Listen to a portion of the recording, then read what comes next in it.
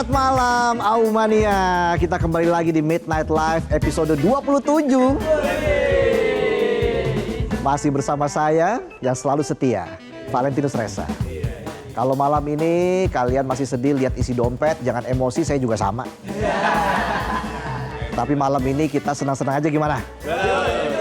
Nanti kita karaoke. Duit nggak masalah, don't rich people difficult. Jangan kayak orang susah.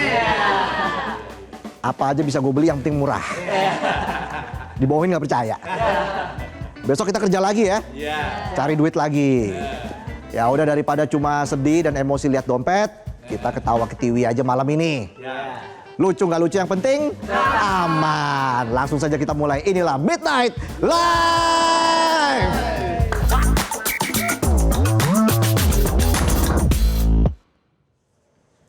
Midnight Friends, sebelum saya baca berita yang pertama, saya mau tanya dulu ke penonton. Penonton, pernah nggak kalian ngutang nggak bayar? Sering kan? Sering. Udah kebaca nih kata-katanya pas ditagih. Bukannya nggak ada duit, duit mah ada gua, tapi ntar aja lah. Template. Gitu aja terus sampai Bill Gates bayarin utang negara. Negara Kongo. Nah, berita pertama kali ini soal utang. Bukan pinjem dulu 100 tapi giliran bayar nggak becus. Tapi kita bakal bahas utang 36 triliun rupiah. Yang nggak dibayar-bayar. 36 triliun bro. Kalau dibeliin kaos kaki, anget tuh kaki Gunung Everest. Bisa aja saya. Jadi ceritanya, mantan dirut PT Sritex Iwan S. Lukminto, Selasa malam ia dijemput di rumahnya. Mungkin lagi enak-enak nonton Midnight Live. Pintunya tiba-tiba diketok. Dikira tetangga ngingetin buat jaga ronda, pas dibuka ternyata ciluk bah. Ternyata ada penyidik kejaksaan. Mungkin banyak yang bingung ya, kok bisa ngutang didatengin penyidik kejaksaan? Ya wajar kalau kalian gak relate. Kalau kita ngutang ke bank, yang datang ke rumah biasanya debt collector. Tapi kalau dirut Sritex ngutang, yang datang penyidik kejaksaan. Kesenjangan utang. Nggak pakai bak big book, Iwan langsung dilarikan dari Surakarta ke Jakarta.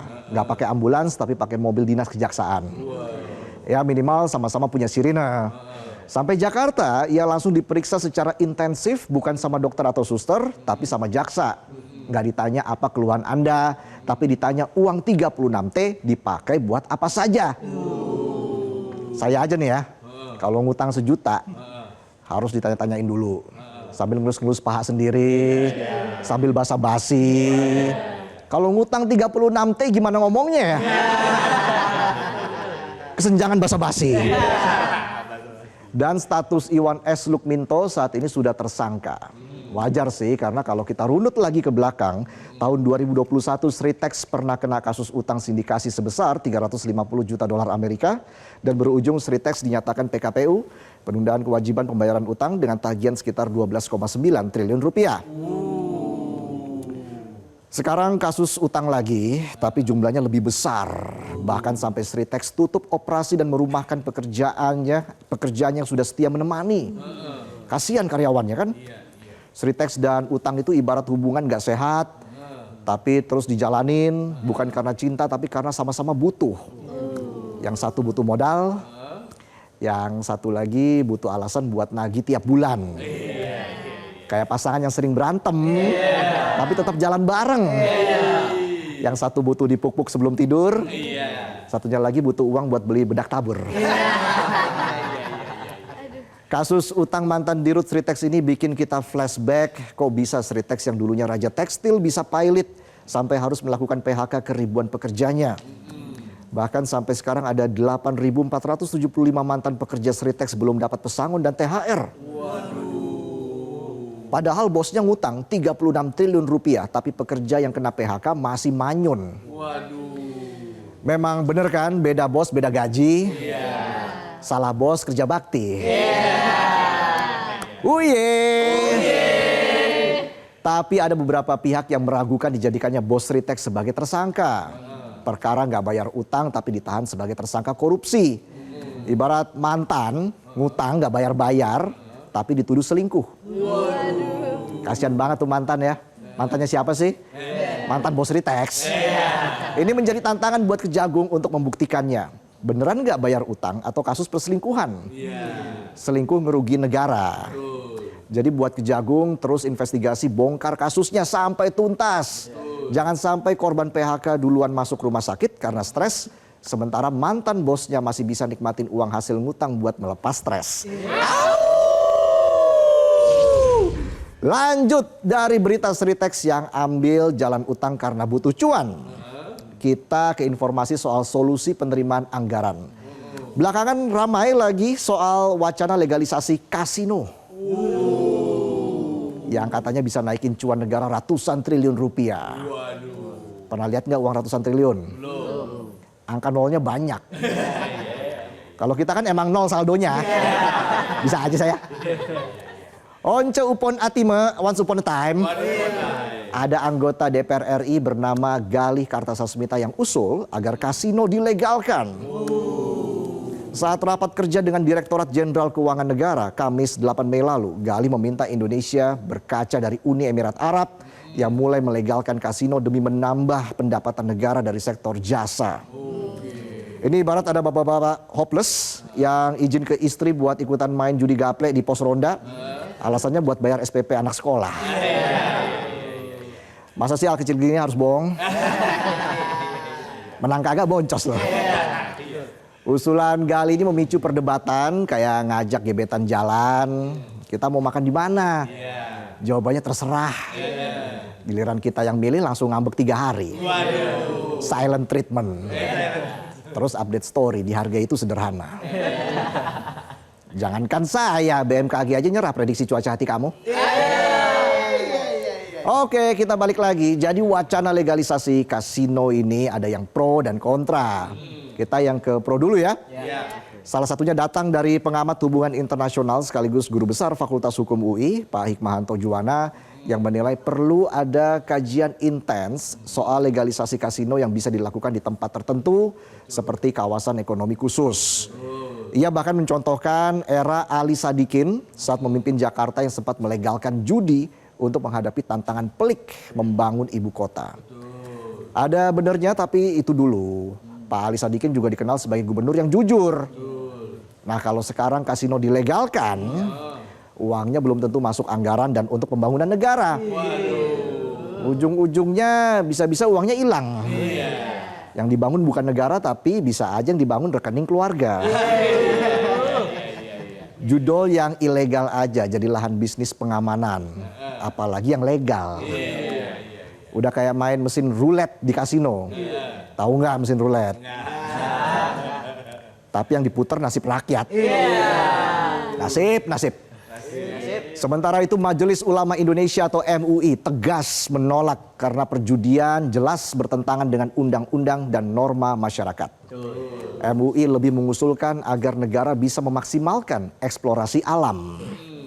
Ada Mbak Dukun sedang ngobatin pasiennya. Salah alam kan jadinya kan? Sambil komat kamit mulut Mbak Dukun baca mantra. Lanjut gak nih? Lanjut beritanya maksudnya. Gak cuma itu, anggota DPR lain juga ada yang menolak usulan Galih untuk melegalisasi kasino. Alasannya beragam, mulai dari ekonomi judi itu simbol kerapuhan, kepalsuan, dan kemalasan. Lalu bertentangan dengan konstitusi, norma, dan agama alias dosa. Ada benernya juga dan mungkin ia juga khawatir kalau terlihat mendukung judi, tahun 2029 gak kepilih lagi di dapilnya. Hilang tuh suara yang isinya grup WA Majelis Taklim. Gak lama setelah memicu perdebatan, lucunya si Galih bilang gak pernah ngusulin wacana legalisasi kasino. Hello, ini statement anggota DPR apa gebetan baper? Kemarin bikin story tulisan kangen pakai backsound Mangu, giliran ditanya gak ngaku alasannya lagi halu.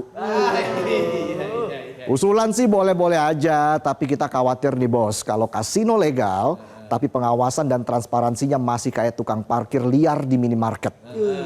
Giliran masuk mau parkir nggak diarahin. Giliran mau keluar tiba-tiba muncul nodongin tangan minta bayaran. Dikasih recehan dihitung dulu tuh ya. 500, 1000. Kurang seceng nih Pak. Intinya nih, negara kalau mau cari cuan jangan asal-asalan, harus ada kajian, biar dampaknya juga ketahuan. Banyak manfaat atau malah banyak mudaratnya. Dan kalau benar nanti jadi legalisasi tempat judi, pastikan yang bertambah anggaran negara, bukan malah beban negara. Kita lanjut lagi ya, gengs. Kita bergeser membahas sejarah. Kalau di berita tadi legalisasi perjudian sempat ada dalam sejarah kita. Kali ini kita mau bahas rencana penulisan ulang sejarah Indonesia. Alias bakal ada rencana Indonesia Rewind. Where history is not just written but edited like Instagram story. Dan muncrat ya. Jadi Kementerian Kebudayaan kita under pressure dari Pak Fadlizon yang mau ngeribut sejarah Indonesia. Kayak drakor yang season pertamanya dianggap kurang plot twist, sekarang mau nambahin aktor baru. Ada Pak SBY dan juga ada Pak Jokowi yang mau dimasukin dalam penulisan ulang sejarah Indonesia. Biar plot twistnya ngena dan pahlawannya juga nambah, ada mereka-mereka juga yang lagi berkuasa.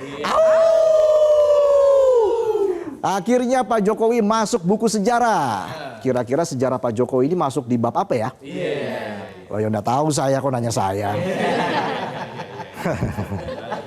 Menanggapi rencana penulisan ulang sejarah, para sejarawan langsung teriak. Biasanya sejarah resmi hanya dilakukan di negara otoriter. Tapi ya sudahlah, namanya juga authorized version. Kayak resep mie instan, yang penting rasanya sesuai selera pemilik perusahaan. Dan itu juga nggak cuma sejarawan, DPR pun gemes. Mereka bilang jangan sampai penulisan ulang sejarah malah memicu pengaburan fakta aslinya.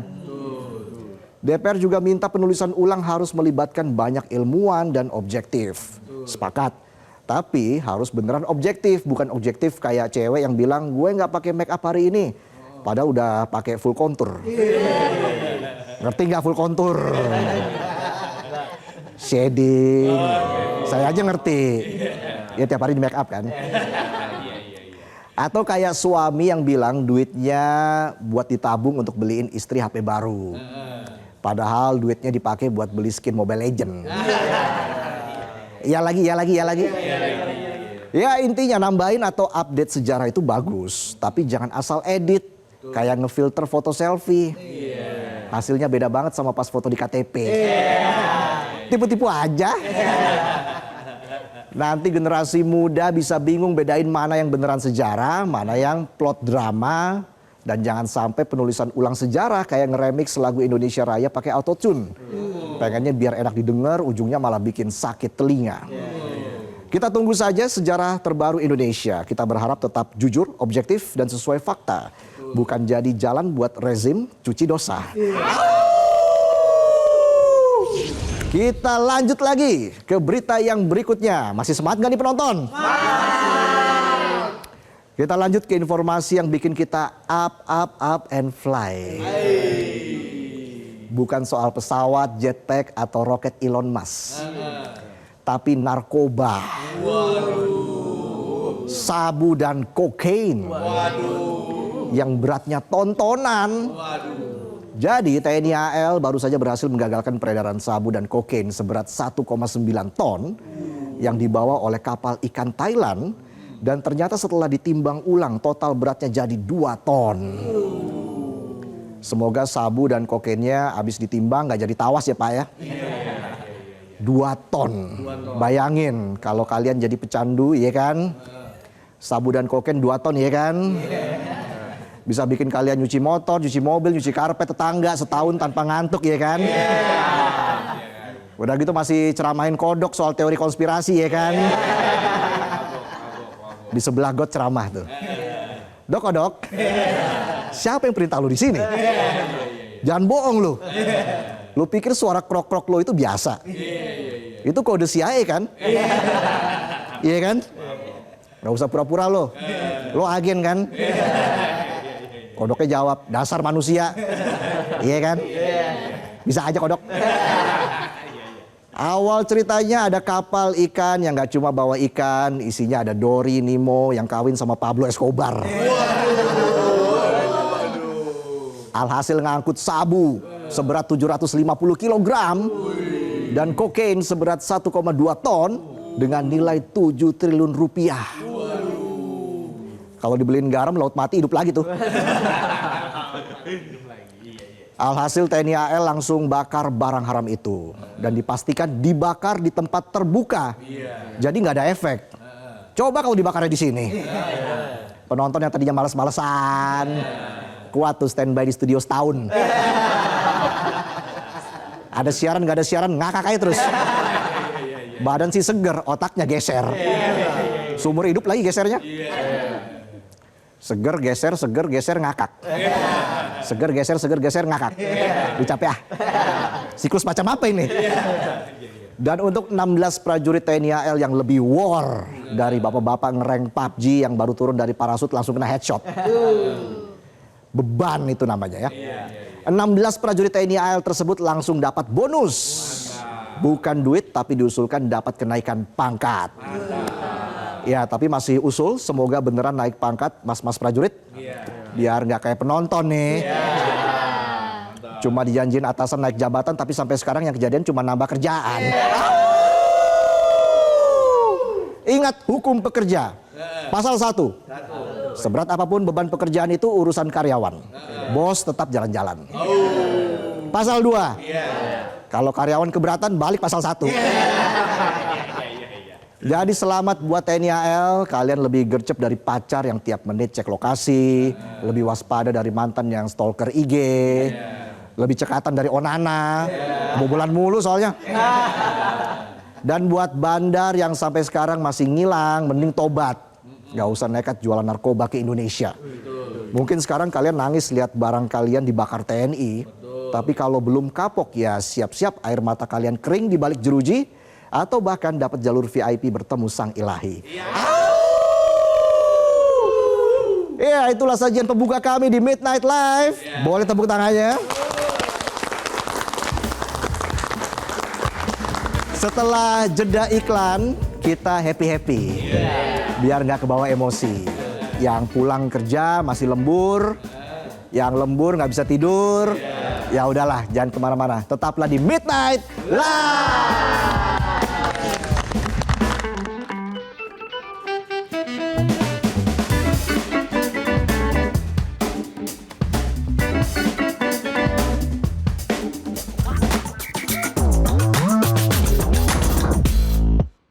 Jelajahi cara baru mendapatkan informasi. Download Metro TV Extend sekarang.